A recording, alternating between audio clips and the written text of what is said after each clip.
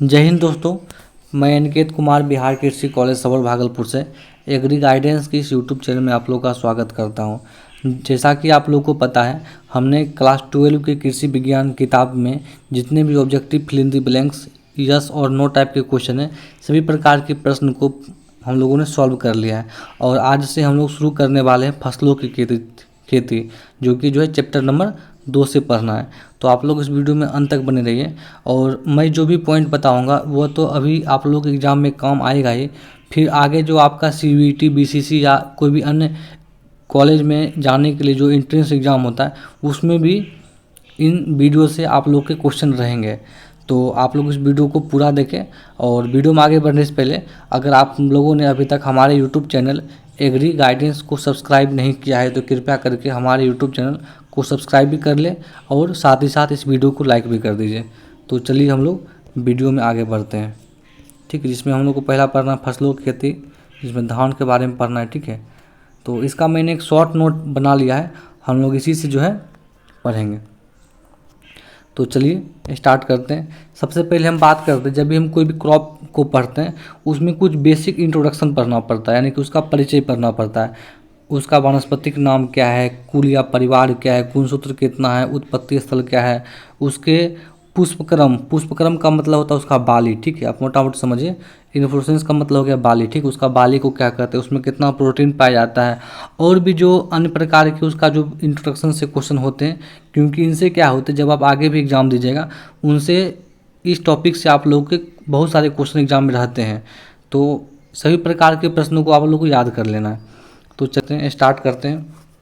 सबसे पहला है यहाँ पर कि धान, ठीक है। तो धान का वानस्पतिक नाम धान का होता है ओराइजा सेटाइवा, ठीक है। और जब भी हम कोई वानस्पतिक नाम को लिखते हैं हिंदी या अंग्रेजी में तो एग्जाम के समय में उसको अंडरलाइन कर देते हैं, ठीक है। तो यहाँ पर आप लोग अपनी कॉपी में इसको अंडरलाइन कर दीजिएगा, ठीक है। वानस्पतिक नाम क्या होता है कि दो शब्दों से मिलकर बना होता है, ठीक है। जिसमें से पहला जो वर्ड होता है वो होता है जीनस, ठीक है, GENUS, जीनस मतलब होता है वंश। सेकेंड होता है उसका होता है स्पीसीज मतलब प्रजाति, ठीक है। और लास्ट में उस वैज्ञानिक का नाम लिखा जाता है जिस वैज्ञानिक ने सबसे पहले इस वैज्ञानिक नाम को दिया था। तो यहाँ पर L का मतलब है लिनियस, ठीक है। इनका पूरा नाम है कैरोलस लिनियस। तो इतना हम लोग को नहीं पढ़ना है, फिर भी आगे है कुल या परिवार, ठीक है। कुल या परिवार इसका होता है ग्रेमनी या पोएसी, ठीक है। उसका बाद गुणसूत्र संख्या, तो धान में गुणसूत्र संख्या होता है 2n बराबर 24। और उत्पत्ति स्थान कहाँ होता है, दक्षिण पूर्वी एशिया या इंडो बर्मा या भारत, ठीक है। ऑप्शन में आप लोग को जो मिले आप लोग एग्जाम में टिक कर सकते हैं। उसके बाद देखिए, चूँकि जैसा कि हम लोग को पता है कि धान क्या होता है कि पानी में ही उपजता है। तो पानी कहाँ होता है, पानी समुद्र में होता है। समुद्र का इंग्लिश क्या होता है, SEAC, ठीक है। तो यही धान का उत्पत्ति स्थान है। S मतलब साउथ, E मतलब ईस्ट, A मतलब एशिया, ठीक है। साउथ ईस्ट एशिया मतलब दक्षिण पूर्वी एशिया, या इंडो बर्मा कहिए या भारत कहिए, ठीक है। तो इसमें मैं जितने भी क्वेश्चन बता रहा हूँ सभी क्वेश्चन कहीं ना कहीं किसी न किसी एग्जाम में पूछे गए। आप लोग को सभी क्वेश्चन को याद कर लेना है ताकि आप लोग का जो अभी से जो है एक बेसिक पूरा जो है क्लियर रहे। उसके बाद बात करते हैं आगे, हम आगे पढ़ना है इन्फ्लोरेसेंस, ठीक है। इन्फ्लोरेसेंस क्या होता है, जो पौधा का जो फ्लावरिंग पोर्शन होता है, जो फूल वाला जो भाग होता है जिसमें बाली होता है, जिसमें दाना बनता है, उसको बोलते हैं इन्फ्लोरेसेंस, ठीक है। उसको धान के इन्फ्लोरेसेंस को बोलते हैं पेनिकल, ठीक है। धान में प्रोटीन पाई जाती है, उस प्रोटीन का नाम है ओराइजिन। क्या नाम है, ओराइजिन, ठीक है। यहाँ मैंने इंग्लिश में लिख दिया है। और धान का पौधा पहले क्या होता था, बहुत लंबा लंबा होता था। तो चूँकि हम लोग को है कि दाना से मतलब है, हम लोग को पौधा अगर बहुत होगा तो उससे बहुत ज़्यादा हम लोग को है फ़ायदा भी नहीं है। और क्या हुआ कि जो भी दाना मोटा होता तो वो उतना मोटा हो नहीं पाता था। इस कारण से धान में क्या हुआ कि बौना जीन को लाया गया, ठीक है। तो धान में बौना जीन कौन है, DGU जीन, ठीक है। इसको मैंने इंग्लिश में भी लिख दिया है। बहुत इंपॉर्टेंट क्वेश्चन, बहुत बार एग्जाम में पूछा भी गया कि धान में बौनापन के लिए कौन सा जीन जिम्मेवार है, तो DGU जीन, ठीक है, धान में। आगे बात करते क्वेश्चन की, ठीक है। तो सफ़ेद धान में प्रोटीन, देखिए सफ़ेद धान का मतलब जो हम लोग धान खाते हैं वो सफ़ेद धान हुआ, ठीक है। उसमें प्रोटीन होता है 6 से 7%। उसके बाद भूरे धान में प्रोटीन, ठीक है। जब हम धान की कटाई जो है खेत से करते तो क्या होता है उसमें कवर, जैसे मान लेते क्या कि ये सीड है तो इसमें कुछ कवर लगा हुआ होता है। जब हम इस कवर को हटाते हैं तो क्या होता है कि धान के बीज के ऊपर एक ब्राउन कलर का एक लेयर होता है, ठीक है। ब्राउन कलर का एक लेयर होता है। उस धान को उस समय बोलते हैं कि भूरा धान, ठीक है। तो उस समय क्या होता है कि 7 से 9% तक प्रोटीन पाया जाता है। आगे है प्रथम संकर किस्म, ठीक है। तो प्रथम संकर किस्म धान की कौन है, CORH-1 या MGR-1, ठीक है। और प्रथम बासमती संकर किस्म कौन है, PR-10। दोनों क्वेश्चन जो बहुत इंपॉर्टेंट है, बहुत बार एग्जाम में पूछा भी गया है। उसके बाद परीक्षण भार, ठीक है। परीक्षण भार को इंग्लिश में बोलते हैं टेस्ट वेट, ठीक है। टेस्ट वेट क्या मतलब होता है कि 1000 बीजों का जो भार होता है, ठीक है, 1000 बीजों का जो भार होता है उसको बोलते हैं परीक्षण भार, ठीक। टेस्ट वेट यानी कि गेहूं का बीज यानी कि 1000 धान के 1000 बीजों का जो भार होना होगा वो होता है 24 ग्राम, ठीक है। अगर हम बात करें वही बासमती राइस में, बासमती धान में, तो वो होता है 21 ग्राम। ये भी आप लोग को याद रखना है, ठीक है, कि धान का परीक्षण भार कितना होता है, 24 ग्राम, और बासमती धान का होता है 21 ग्राम। उसके बाद विश्व की जादुई धान वो है IR-8, और भारत की जादुई धान है वो है जया, ठीक है। उसके बाद बात करते हैं कि भारत में सबसे अधिक एरिया जो है ना और प्रोडक्शन वो जो है पश्चिम बंगाल के पास है, और प्रोडक्टिविटी यानी कि उत्पादकता में वो पंजाब है, ठीक है। बिहार का बात करें तो बिहार में जो है ना रोहतास जिले में धान की खेती अधिक होती है, ठीक, उत्पादन सबसे अधिक होता है। इसी कारण से क्या है कि रोहतास जिला को जो है बिहार का धान का कटोरा कहा जाता है, ठीक है। ये भी आप लोग को ध्यान रखना है, रोहतास जिले को जो है बिहार का धान का कटोरा कहा जाता है। अगर हम बिहार की बात करें तो बिहार में जो है 33 लाख हेक्टेयर, बहुत इंपॉर्टेंट क्वेश्चन, ठीक है। बिहार में जो है 33 लाख हेक्टेयर में जो है धान की खेती होती है। वही अगर पूछा जाए गेहूं का तो गेहूं का हो जाएगा 22 लाख, ठीक है, 22 लाख हेक्टेयर, ये भी ध्यान रखना। तो बिहार में धान की खेती जो है 23 लाख हेक्टेयर क्षेत्र में होती है, जो कि कुल फसल आच्छादित क्षेत्र का मतलब कि बिहार में जितनी भी फसल की खेती होती है उसमें जो है 41% जो है एरिया जो है वो क्षेत्रफल जो है वो धान यानी कि धान का ही, अकेला धान का है। तो इस प्रकार से क्या हो गया कि धान क्या, धान बिहार के लोगों के लिए क्या जीवन है। यानी कि अगर हम लोग को धान नहीं मिलेगा तो हम लोग क्या हो, जैसे क्या कि अगर कोई चीज़ आप खाने के बहुत शौकीन है, अगर एक दिन नहीं मिलेगा, दो दिन नहीं मिलेगा, लेकिन तीसरा दिन आपको वो खाने में चाहिए ही चाहिए। उसी प्रकार से धान है, बिहार के लोग जो है वो धान के बिना नहीं रह सकते। तो बिहार के लोगों के लिए क्या, धान जीवन, राइस इज लाइफ, ठीक है।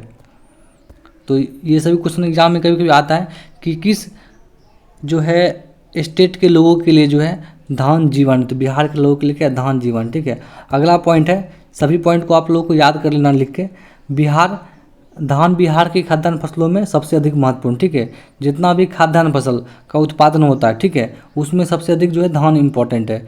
बिहार में धान की खेती मुख्य रूप से क्या होता है, वर्षा के मौसम कब, उसको खरीफ मौसम भी बोलते हैं, खरीफ में की जाती है, ठीक है।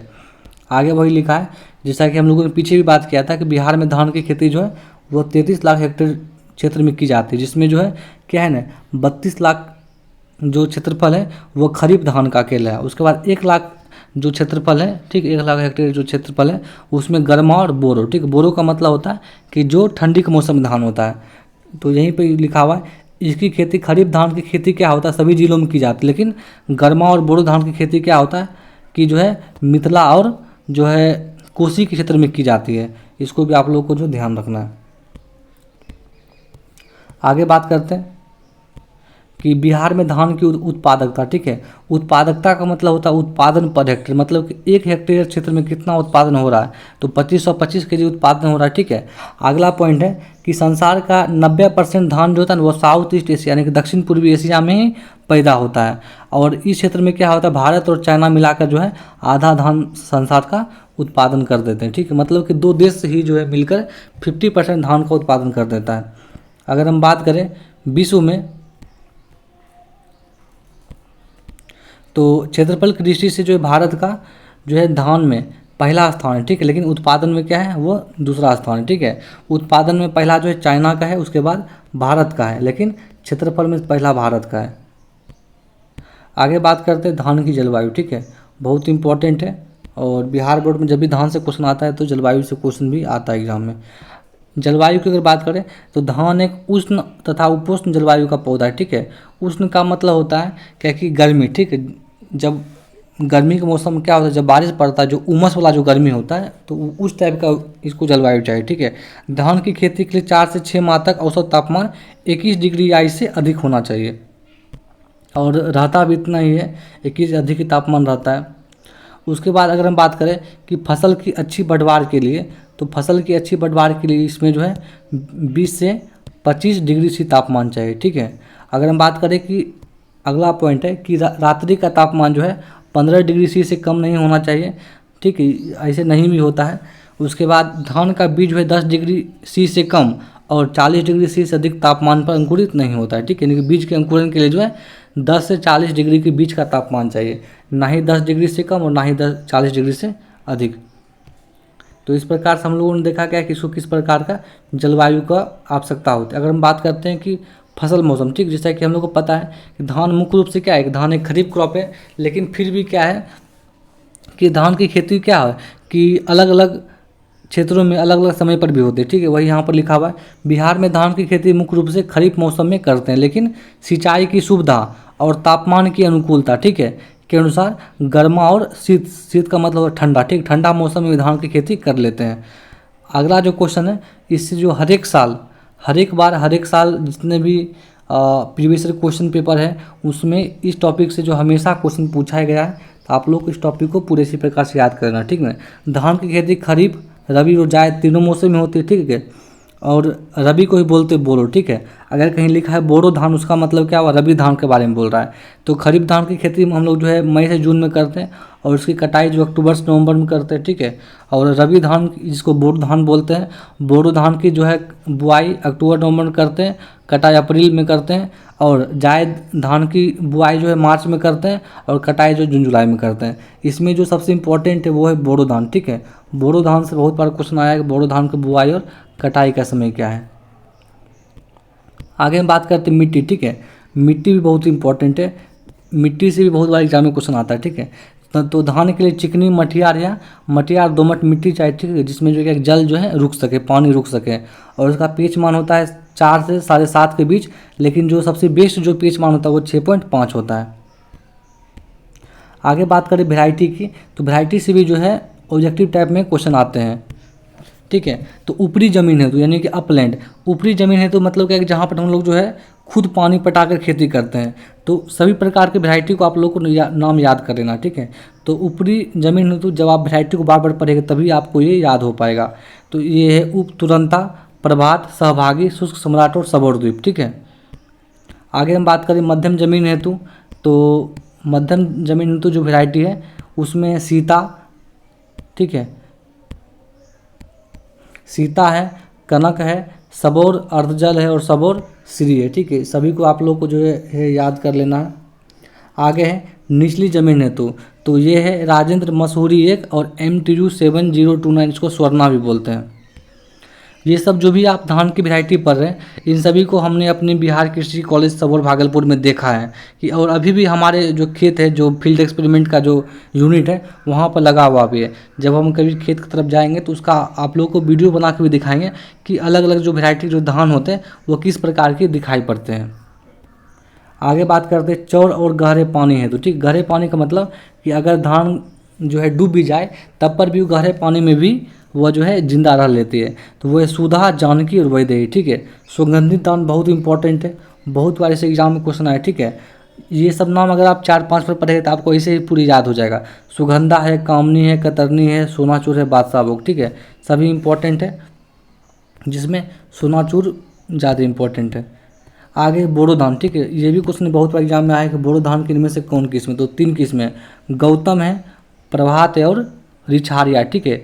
ये जो आप जो है रिछारिया नाम देख रहे हैं यह जो है बिहार कृषि महाविद्यालय में बॉयज हॉस्टल का नाम है। किसका नाम है?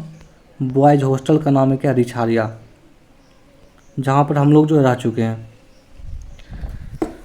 उसके बाद अगर हम बात करें कि संकर धान का किस्म, तो संकर धान का किस्म है वो है PHB 71, KRH 2 और पंत संकर धान 1, ठीक है। इन सभी वेराइटी को आप लोगों को लिख के कॉपी में अच्छी प्रकार से याद कर लेना है।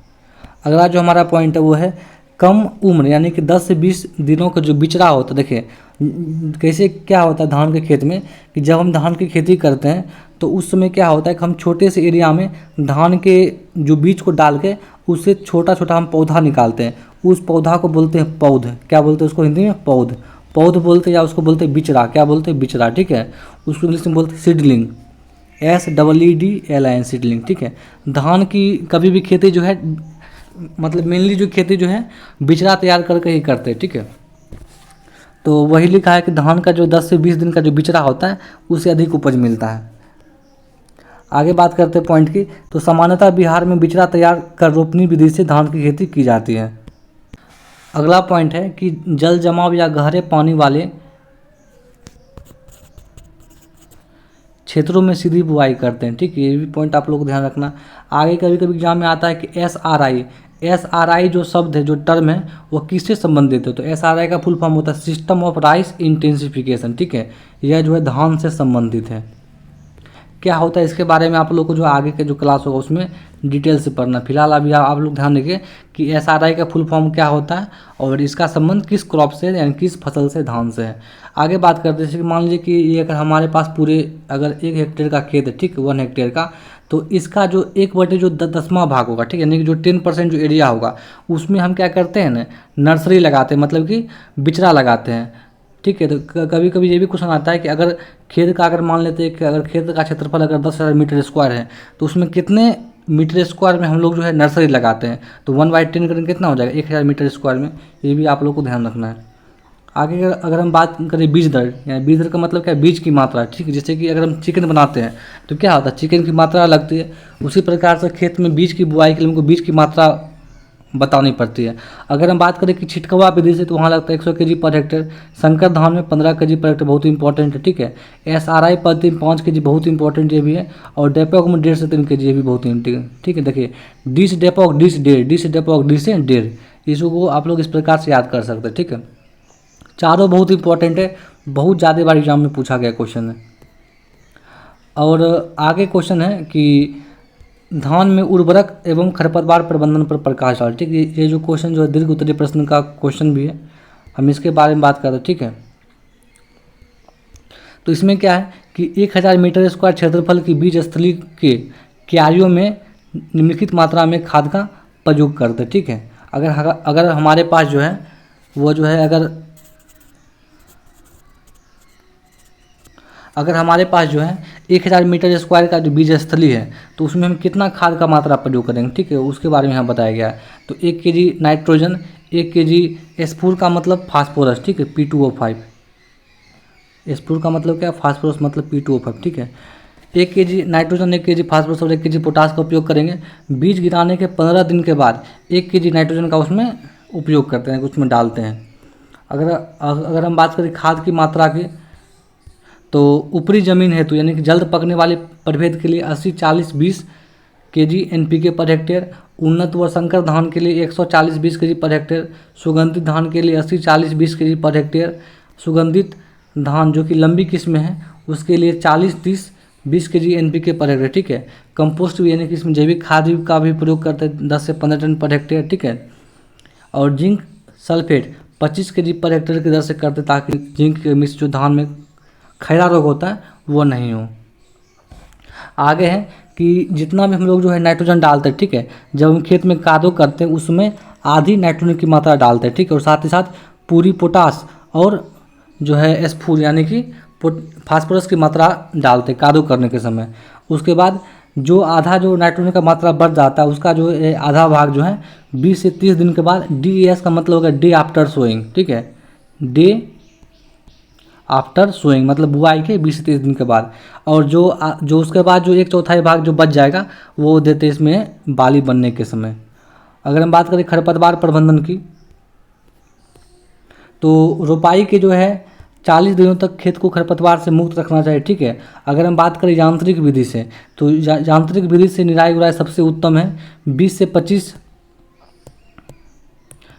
25 जो है सेंटीमीटर दूरी पर रोपित धान में कोनीवीडर, ये भी प्रश्न आता है कि कोनीवीडर का प्रयोग किस में फायदेमंद होता है, धान में फायदेमंद होता है, ठीक है। अगर हम बात करें कि रासायनिक विधि से खरपतवार का कंट्रोल करना है उसके लिए एक दवा है ब्यूटाक्लोर, ठीक है। ब्यूटाक्लोर 50 EC या प्रोटिलाक्लोर 50 EC का प्रयोग 2.5 से 3 लीटर, ठीक है, का 700 से 800 लीटर पानी में घुल मिलाकर प्रति हेक्टेयर नैपसेक स्प्रे से कर दें, ठीक है। तो इन सभी बातों का आप लोगों को ध्यान रखना। अगर हम बात करें आगे कि धान में कीट और व्याधि का, बहुत इंपॉर्टेंट टॉपिक ये भी। तो धान में कीट का नाम है तनाछेदक, उसका इंग्लिश में बोलते हैं स्टेम बॉर्डर। इसका साइंटिफिक नेम होता है सिर्पोफेगा इंसर्टुलास, ठीक है। इसका लक्षण क्या है कि तने के बीच का भाग क्या सूख जाता है, जबकि निचली, जैसे मान लीजिए कि ये अगर धान का पेड़ है, ठीक है, ये अगर पत्ता निकला हुआ है, अगर तना में अगर छिद कर क्या होगा, जो ऊपर का जो पार्ट है वो जो सूख जाएगा और क्या नीचे का पार्ट हरा रहता है, वही इसका लक्षण है। प्रबंधन की बात करें कि रोपाई के 30 से 35 दिनों के बाद एसीफेट 75% दवा का 500 ग्राम पर हेक्टेयर या मोनोक्रोटोफास 36 ईसी का 1 लीटर पर हेक्टेयर की दवा से छिड़काव करना चाहिए। आगे बात करते हैं रोग का। दो धान में लगता है ब्लास्ट रोग जो होता है पायरिकुलेरिया और आइजिस से, ठीक है। इसके लक्षण क्या है कि पत्तियों के ऊपर आँख या नाव, जैसे क्या कि पत्ती है मान लेते हैं, इसमें इस प्रकार का धब्बा बन जाता है। तो ये क्या हुआ, आँख या नाव के आकार का धब्बा यहाँ दिखाई पड़ता है।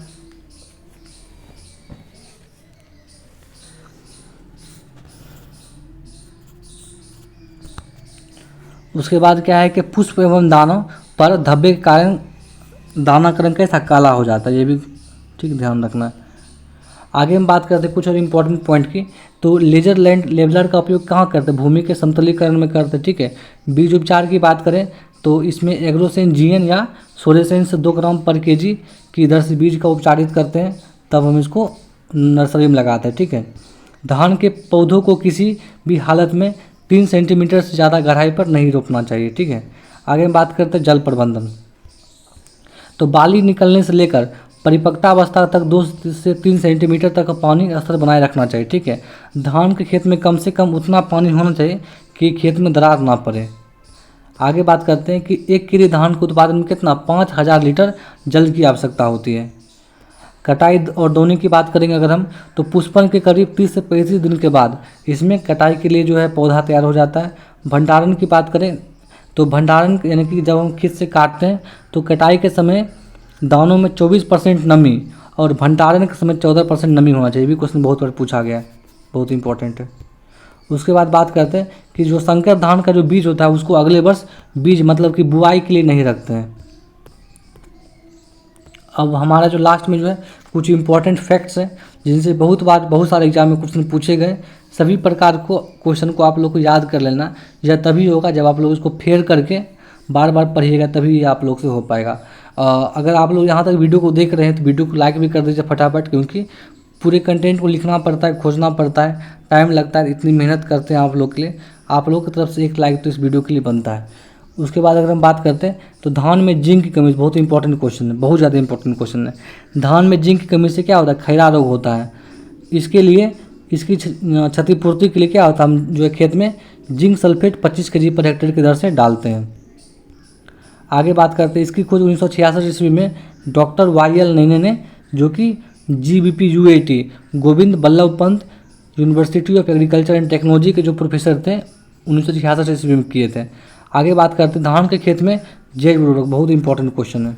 धान के खेत में जैव उर्वरक यानी कि बायो फर्टिलाइजर के रूप में जो है नीलहरित शैवाल यानी कि BGA ब्लू ग्रीन एल्गी का उपयोग करते हैं या एजोला का उपयोग करते हैं, जो कि 20 से 25 केजी नाइट्रोजन पर हेक्टेयर की दर से मिट्टी मिलाने का काम करता है। धान के खेत में जो है ना नाइट्रोजन के लिए हम क्या डालते हैं, अमोनियम सल्फेट डालते हैं, ठीक है। धान के तना की मजबूती के लिए हम उसमें सिलिका का प्रयोग करते हैं। आगे हम बात करें धान के खेत से कौन सा गैस निकलता है, बहुत इंपॉर्टेंट क्वेश्चन है। धान के खेत से जो है मीथेन गैस निकलता है और हलिंग परसेंट कितना होता है 66। हलिंग परसेंट का मतलब जब हम धान की कटाई खेत से करते हैं तो उसमें छिलका लगा होता है, छिलका से जब हम दानों को अलग कर देते हैं तो जो दाना होता है वो 66% प्राप्त होता है। तो आज की इस वीडियो में इतना है। अगर ये वीडियो आप लोगों को फायदेमंद लगा होगा तो इस वीडियो को लाइक कर दीजिए और हमारे इस यूट्यूब चैनल एग्री गाइडेंस को भी सब्सक्राइब कर लीजिए। वीडियो को देखने के लिए बहुत बहुत धन्यवाद।